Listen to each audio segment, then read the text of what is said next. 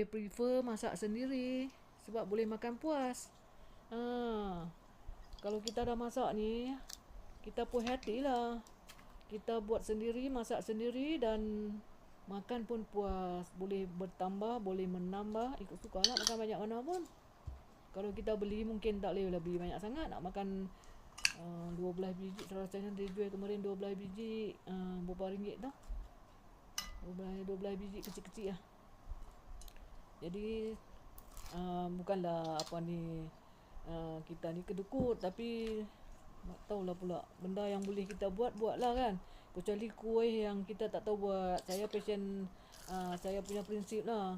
Benda yang saya boleh buat, saya buat sendiri. Kalau saya nak beli hanya benda yang saya tak pandai buat, ataupun kalau saya tak cukup masa, ligan masa. Kalau saya tak ada masa nak buat, saya belilah. Itulah prinsip hidup saya, memang macam itulah. So selamat menjamu selera ya. Resepi saya dah bagi dalam video yang sebelum ni. Ini video part 2 part 2. Video yang pertama tu saya dah tunjuk cara nak buat, mudah ya. Kalau ikut resepi tu memang cukup mudah dan pasti akan menjadi. So jangan lupa, jangan malas untuk mencuba. Bye.